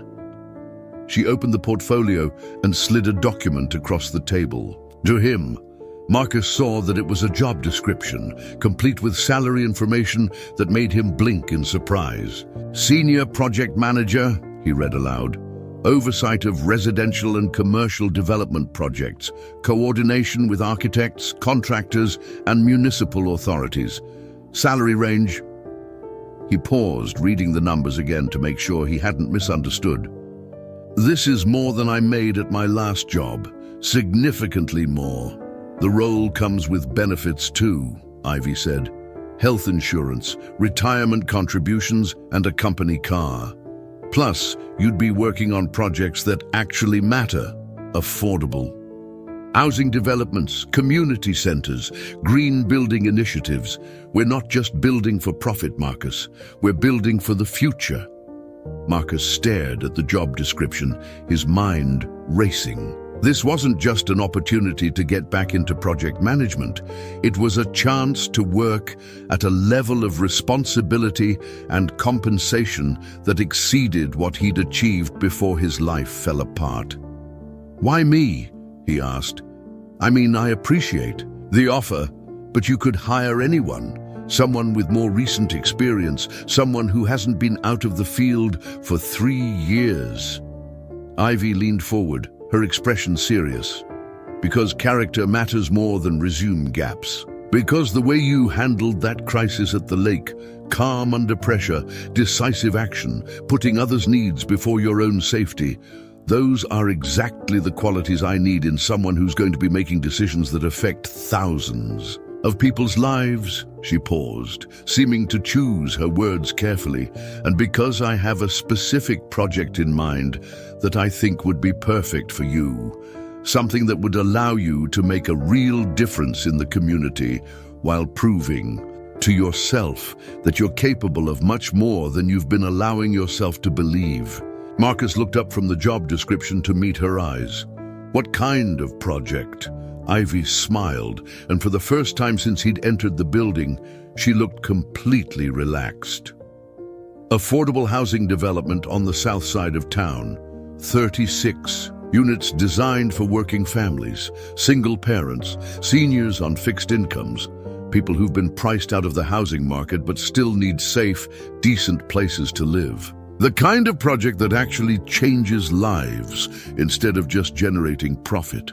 Marcus felt something stir in his chest, a familiar excitement that he hadn't experienced in years, the kind of anticipation that came with the prospect of meaningful work, of building something that mattered. The position would start immediately, Ivy continued. You'd be working directly with our senior development team, but you'd have significant autonomy in how you manage the project. And Marcus? She leaned forward slightly.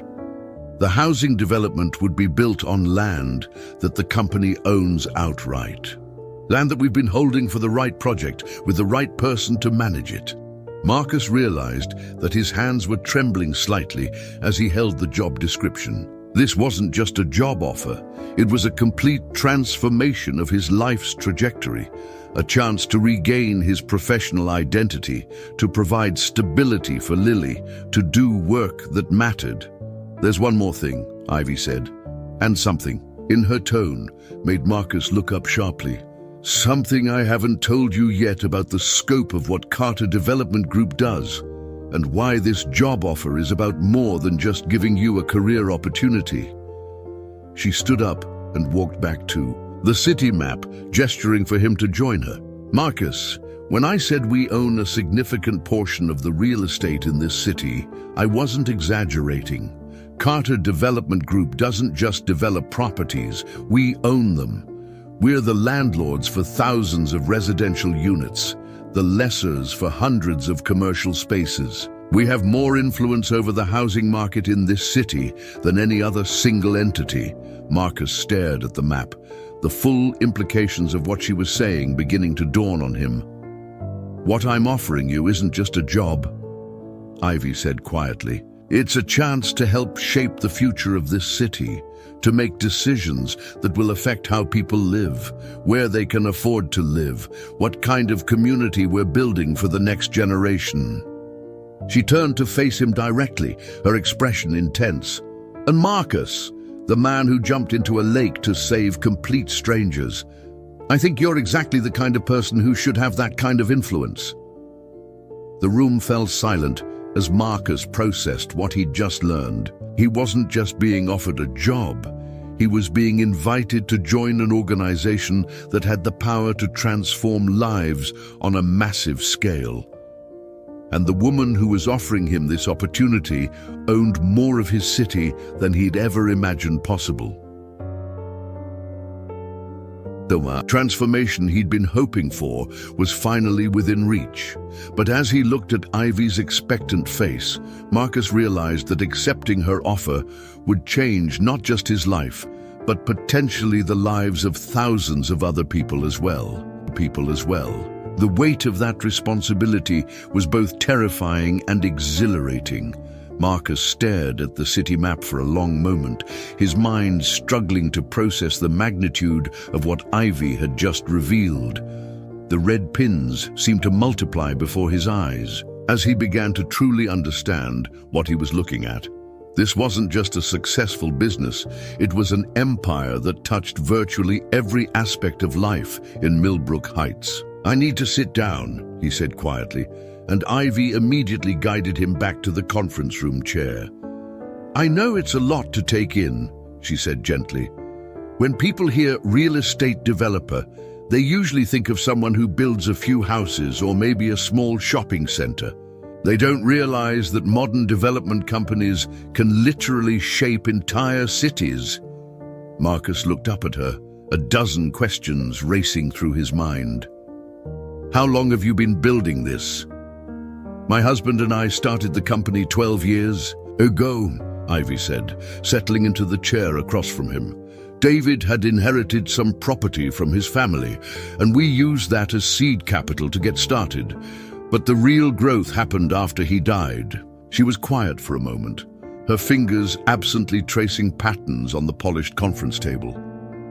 After David's funeral, I threw myself into work. It was the only way I could cope with losing him and still be present for the girls. I started acquiring properties that other developers were struggling with, problem projects, difficult sites, buildings that needed extensive renovation. I had this theory that if you could solve the problems everyone else was avoiding, you could build something extraordinary. Marcus thought about his own response to tragedy, how he'd retreated from his professional life, accepted diminished circumstances, convinced himself that struggling was just his new normal. Ivy had responded to loss by building an empire. And it worked, she continued. Every project we completed successfully gave us credibility to take on bigger challenges. Every profit we made, we reinvested in new acquisitions. Within 5 years, we'd gone from a small family business to the largest development company in the region. She stood up and walked to the window, looking out at the city skyline that her company had helped create. But somewhere along the way, I realized that having this much influence over people's lives came with responsibilities I hadn't anticipated. When you own significant portions of a city's housing stock, when you control commercial development, when you're basically deciding what neighborhoods look like and who can afford to live in them, that's not just business. That's urban planning. That's social policy. Marcus followed her to the window, and for the first time since entering the building, he really looked at the view. From 42 stories up, Millbrook Heights spread out below them like a detailed model. He could see the neighborhoods where he'd grown up, the area where he lived now with Lily, the construction sites where he'd been working manual labor for the past 3 years. "Do you see that cluster of buildings near the lake?" Ivy asked, pointing to a section of the city that Marcus recognized as one of the most desirable residential areas. "Those are luxury condominiums that we developed 5 years ago. Beautiful units, excellent amenities, and completely unaffordable for anyone making less than 6 figures." Marcus nodded, remembering driving past those buildings and wondering what it would be like to live somewhere so elegant. "When we were designing that project," Ivy continued, "I was focused on maximizing profit. We built exactly what the market would bear at the highest possible price point. And you know what happened? We sold every unit within 6 months and made an enormous profit." She turned away from the window to face him directly. "But we also contributed to a housing crisis that's pushing working families out of the city. Teachers, firefighters, nurses, people who provide essential services can't afford to live in the communities they serve because companies like mine keep building luxury housing instead of affordable options." Marcus felt a chill of recognition. This was exactly the problem he'd been living with for years, the sense that he was working harder and harder just to stay in place, that the city was changing around him in ways that made it increasingly difficult for people like him to survive. "That's why I want you to manage the affordable housing project," Ivy said. "Because I need someone who understands what it's like to be priced out of opportunities, someone who can build housing that actual working families can afford, someone who won't compromise on quality just because the residents aren't wealthy." Marcus looked out at the city again, seeing it now through completely different eyes. "How much of the residential housing do you own? In certain neighborhoods? 60 to 70%. In the city overall? About 35% of rental properties, and maybe 15% of the housing stock that's available for purchase." The numbers were staggering. Marcus tried to imagine what it would mean to have that kind of control over people's basic need for shelter. "Commercial real estate is even more concentrated," Ivy continued. "We own about half of the downtown office space, most of the major shopping centers, and significant portions of the industrial areas where manufacturing and warehouse jobs are located." She sat back down at the conference table, and Marcus joined her, his mind reeling with the implications of what he was learning. "Marcus, do you want to know the real reason I'm offering you this job? It's not just because I'm grateful for what you did at the lake, though I am. It's not just because I think you're qualified, though you are. It's because I need someone I can trust to help me figure out how to use this power responsibly." She opened another folder and spread out what appeared to be comprehensive development plans for several different areas of the city. "I've been working on something I call the Millbrook Heights Community Development Initiative. Instead of just building whatever generates the highest profit, I want to create developments that actually serve the community. Affordable housing mixed with market-rate units, commercial spaces reserved for local small businesses instead of national chains, green spaces and community centers that bring people together instead of separating them by income level. Marcus studied the plans, recognizing immediately that they represented a completely different approach to urban development than anything he'd seen before. "This is incredible," he said slowly. "These mixed-income developments, the emphasis on community spaces, the environmental considerations, this is exactly the kind of development that cities need." "It's also risky," Ivy admitted. "Profit margins are lower, construction is more complex, and there's no guarantee that the community will embrace this kind of integrated approach to housing and development." She leaned forward, her expression intense. "But Marcus, if it works, if we can prove that responsible development can be both profitable and beneficial to the community, we could change how cities grow. We could create a model that other developers might follow. We could actually make a difference." Marcus felt something he hadn't experienced in years, the sense that his work could matter beyond just providing a paycheck, that he could use his skills to solve problems that affected thousands of people. "There's something else," Ivy said, and her tone made Marcus look up sharply. "Something I need to tell you about why this project is so important to me personally."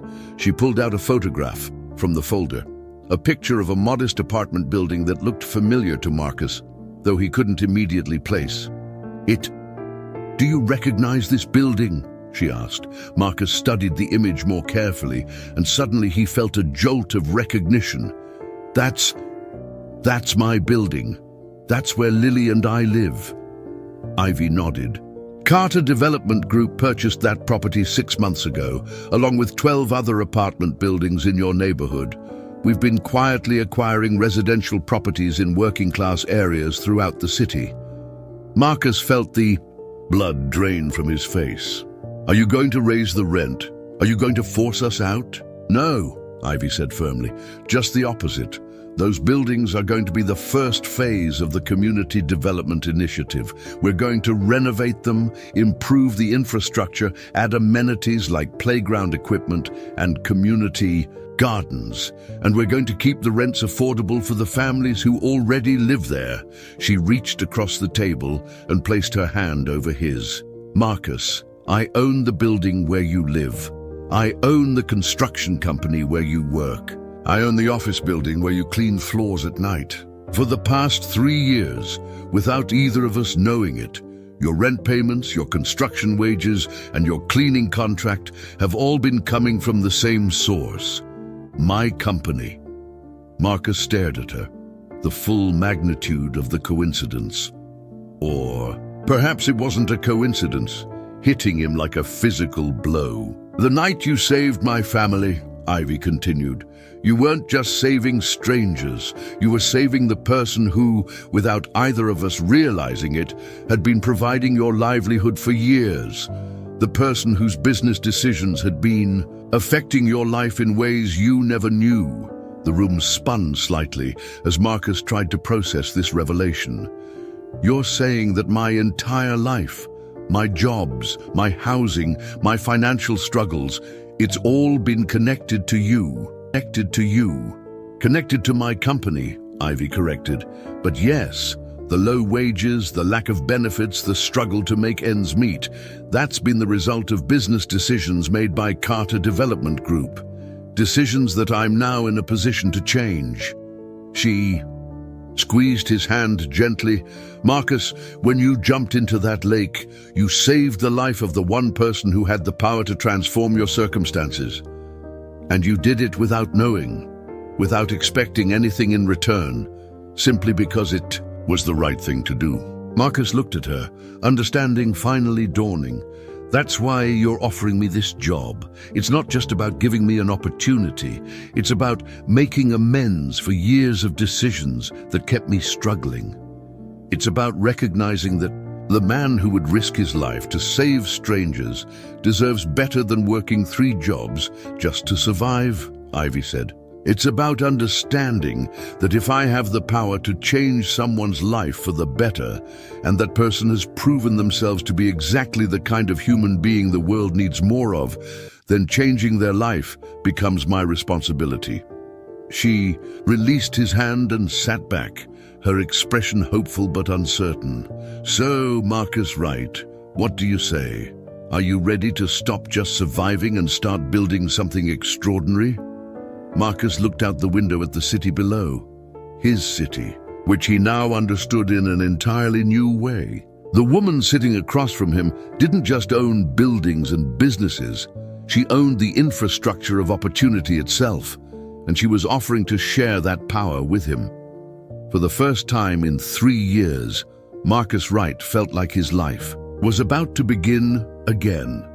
6 months later, Marcus stood in the same spot where Ivy had shown him the city map, but everything had changed. The wall now displayed the progress of the Millbrook Heights Community Development Initiative, with new pins marking completed projects, ongoing construction, and planned developments that would reshape entire neighborhoods. The affordable housing project that had started it all was nearly complete. 36 units of beautifully designed homes that working families could actually afford, surrounded by community gardens, playground equipment, and a small community center that was already hosting everything from job training classes to after-school programs. But the transformation went far beyond a single development project. Marcus had thrown himself into his new role with the passion of someone who'd been given a second chance at meaningful work. As senior project manager for community development, he'd overseen the renovation of the apartment building where he and Lily had lived, turning it from a rundown complex with maintenance issues into a model of affordable housing done right. The other tenants, families he'd known for years, had watched in amazement as their building received new windows, updated plumbing, fresh paint, and amenities they'd never dreamed of having. "Mr. Wright," Mrs. Rodriguez from down the hall had said to him just last week, "I don't understand how this happened, but my granddaughter can finally play outside safely. She has a real playground now, and I have a community garden where I can grow the vegetables my family needs. This feels like a miracle." Marcus had smiled, thinking about how many small miracles were possible when someone with resources decided to use them responsibly, because that's what the past 6 months had taught him. The transformation wasn't just about individual success stories. It was about creating systems that lifted entire communities. The Community Development Initiative had expanded beyond anyone's initial expectations. What had started as a single affordable housing project had grown into a comprehensive approach to urban development that was attracting attention from city planners, policymakers, and other developers across the country. The mixed-income housing developments were proving that low-income, middle-income, and upper-income families could live in the same neighborhood successfully when the development was designed thoughtfully. The commercial spaces reserved for local businesses were creating entrepreneurship opportunities for residents who'd never had access to affordable retail space. The environmental features, solar panels, rain gardens, and green building materials were reducing utility costs for residents while setting new standards for sustainable construction. But perhaps most importantly, the initiative was proving that responsible development could be profitable. Carter Development Group's stock price had reached record highs as investors recognized that the company had discovered a model for growth that was both financially sound and socially beneficial. Marcus walked to his office, a space with floor-to-ceiling windows and a view of the city that still sometimes took his breath away. His desk was covered with architectural plans for the next phase of development, but he took a moment to look at the framed photograph that sat beside his computer. It was a picture from Lily's 8th birthday party, held in the community center of their newly renovated apartment complex. 4 little girls, Lily, Sophie, Grace, and Emma, were blowing out candles on a cake that Ivy had insisted on having catered from the city's best bakery. Around them, a dozen other neighborhood kids were laughing and playing, their faces painted with designs that Marcus had learned to create during his Wednesday evening volunteering at the community center. The party had been a revelation for Marcus. For the first time since his divorce, he'd been able to give Lily the kind of celebration he'd always wanted to provide, not just because he could finally afford it, but because they were part of a community that supported each other's children. "Daddy," Lily had whispered to him as they were cleaning up after the party, "I think this is the best birthday I've ever had. Not because of the cake or the presents, but because all my friends could come and their parents didn't have to worry about paying for anything." That conversation had crystallized something for Marcus about what real success looked like. It wasn't just about improving his own circumstances. It was about creating conditions where other people could thrive too. The sound of laughter from the hallway interrupted his thoughts, and Marcus looked up to see Ivy approaching his office, with the triplets in tow.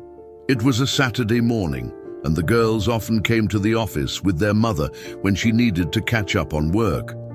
But instead of being bored or restless, they'd become fascinated with the development projects, often spending hours studying the architectural models and asking detailed questions about how buildings were constructed. "Marcus," Ivy said as she entered his office, "the girls have something they want to show you." Sophie stepped forward, holding a poster board covered with drawings and what appeared to be a detailed written proposal. "We've been working on a project for school about community development, and we designed our own neighborhood." Marcus accepted the poster board, impressed immediately by the sophistication of their design. The girls had created a detailed layout for a mixed-use development that included housing, retail space, recreational facilities, and even a small urban farm. "This is incredible," Marcus said, studying their work. "You've thought about everything. Transportation, green space, different types of housing for different types of families. This is better than some professional proposals I've seen." Emma beamed with pride. "We learned about it from watching you and Mommy work, and we asked Mrs. Chen from the community center what kinds of things families need, and Mr. Rodriguez from the hardware store what kinds of businesses would work in our neighborhood." Grace added, "We want to build it for real when we grow up. We want to have a company like Mommy's, but instead of just making money, we want to make sure every project helps people." Marcus looked at Ivy, who was watching the exchange with an expression of pure maternal pride. Over the past 6 months, their professional partnership had deepened into something that felt like family. Not romantic love. Both of them were still healing from the losses that had shaped their recent years, but the kind of deep friendship and mutual respect that created unshakable bonds. "I think you might be raising the next generation of community developers," Marcus told Ivy.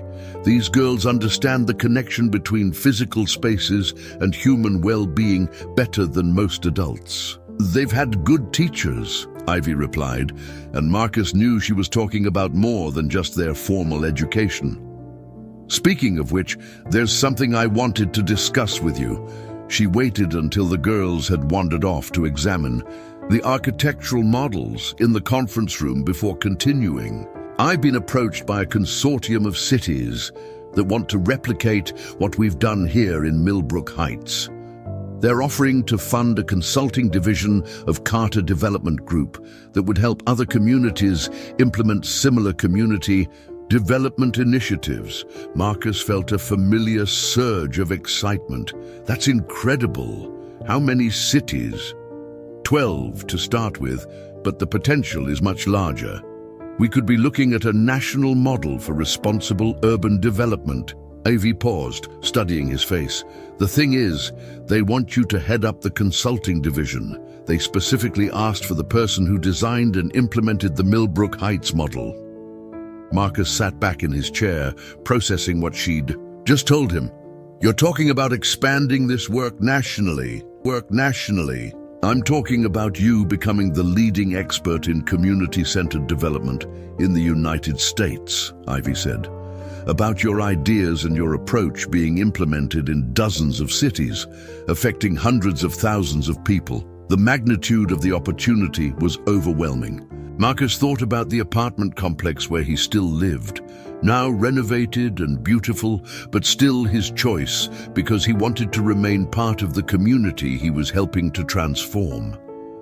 He thought about the families whose lives had been changed by having access to affordable, high-quality housing.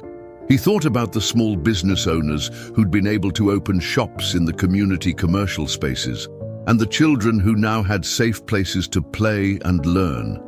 There's one condition, Ivy continued. The consulting work would require significant travel, and it would mean spending time away from Lily. I know how important it is for you to be present for her, and I wouldn't want you to sacrifice that for professional opportunities. Marcus smiled, understanding once again why his partnership with Ivy worked so well. She never forgot that his priorities as a father came first. Actually, he said, I think this could be good for Lily too. She's been asking a lot of questions about different cities, about how other communities solve problems, about whether kids everywhere have the same opportunities she has now. Maybe it's time for both of us to see more of the world. Over the next hour, they outlined a plan that would allow Marcus to lead the consulting division while maintaining his responsibilities to his daughter and to the ongoing projects in Millbrook Heights. Ivy would handle the business development aspects of the expansion, while Marcus would focus on the technical and community engagement elements that had made their local initiative so successful. As they worked through the details, Marcus found himself thinking about the night that had started it all. The storm at Mirror Lake, the terrifying moments in the water, the decision to jump in without thinking about the consequences. He'd acted purely on instinct that night, driven by the simple belief that people should help each other when help was needed. He never could have imagined that single act of compassion would lead to this, to meaningful work that affected thousands of people, to financial security for his family, to a partnership with someone who shared his values and amplified his ability to make a difference. But perhaps more importantly, he never could have imagined how much his own understanding of success would change. The man who'd jumped into Mirror Lake had been focused on survival, keeping his head above water, making sure Lily had what she needed, getting through each day without falling further behind.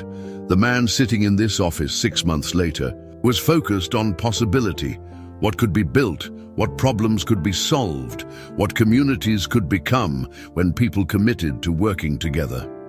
Late that afternoon, as the sun was setting over Millbrook Heights, Marcus and Ivy stood on the roof of the Carter Development Group building, looking out at the city they'd been reshaping together.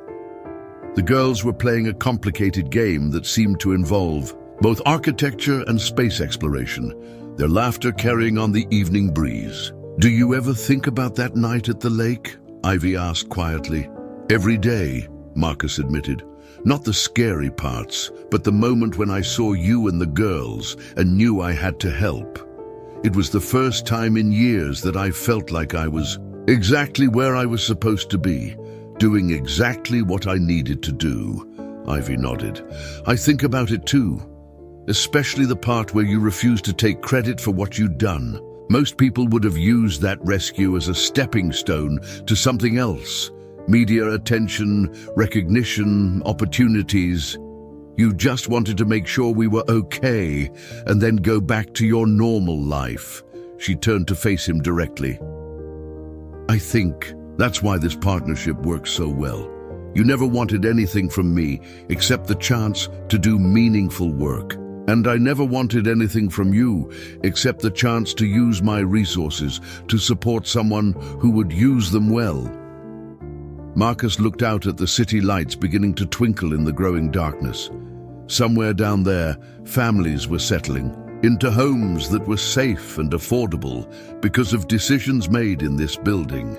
Children were playing in parks that existed because someone had chosen to prioritize community benefit over maximum profit. Small business owners were closing shops that were thriving because they'd been given access to reasonable commercial space in thriving neighborhoods. "You know what I realized?" Marcus said. "That night at the lake, I thought I was saving you. But I think maybe we saved each other." Ivy smiled, the kind of smile that contained multitudes, gratitude, friendship, shared purpose, and the quiet satisfaction that comes from knowing you've found your life's work. "I think you're right," she said, "and I think we're just getting started." As they gathered up the girls and prepared to head home, Marcus to his renovated apartment in the community he'd helped transform, Ivy to her house that was now regularly filled with the sounds of 4 children who'd become inseparable friends. Marcus reflected on the strange mathematics of kindness. He'd jumped into a lake to save 4 strangers, asking nothing in return. That single act had revealed a web of connections he never knew existed, transforming not just his own life, but the lives of thousands of other people who'd benefited from the community development work that followed. The ripple effects were still spreading. Other cities were preparing to implement similar initiatives. A new generation of children, including his own daughter, was growing up with a different understanding of what communities could be, and somewhere perhaps other people were learning that sometimes the most extraordinary transformations begin with the simple decision to help when help is needed. 6 months ago, Marcus Wright had been a man drowning in circumstances beyond his control. Today, he was someone who helped design the very infrastructure of opportunity in his community. The transformation hadn't happened because he'd demanded it or because he'd been given what he deserved. It had happened because he'd done the right thing at the right moment, without knowing where it would lead. And as he tucked Lily into bed that night in their beautiful apartment, reading her a story about brave knights and kind princesses, Marcus understood that the most important lesson wasn't about real estate or development or even about how dramatically life could change. It was about the truth that Lily had always known, even when he'd forgotten it, that love and kindness create their own kind of magic, and that magic has a way of multiplying when you're brave enough to share it with the world. "Daddy," Lily said sleepily as he finished the story, "do you think Sophie and Grace and Emma will always be my friends?" "I think," Marcus said, kissing her forehead, "that some friendships are meant to last forever, especially the ones that start with people taking care of each other." As he turned off the light and headed to his own room, Marcus could hear the sound of the city outside his window, not the harsh noise of urban struggle, but the gentle hum of a community at peace with itself. It was the sound of transformation, of lives being lived with dignity and hope, of children growing up in neighborhoods where they were safe and valued. It was the sound of what happened when one person's courage created space for everyone else's dreams to flourish. And in the morning, he would wake up and continue the work of building a world where those dreams could become reality for even more families, in even more communities, for as long as his strength and vision could sustain the effort. Some stories begin with rescue. The best ones never really end. They just keep expanding, creating new chapters in the lives of everyone they touch, until the boundaries between who saved whom become impossible to define. Marcus Wright had jumped into Mirror Lake to save 4 strangers. In return, he discovered a life of purpose that he never could have imagined, and the water had given back everything he'd ever lost, plus more than he'd ever dared to hope for. Up next, you've got 2 more standout stories right on your screen. If this one hit the mark, you won't want to pass these up. Just click and check them out. And don't forget to subscribe and turn on the notification bell so you don't miss any upload from us.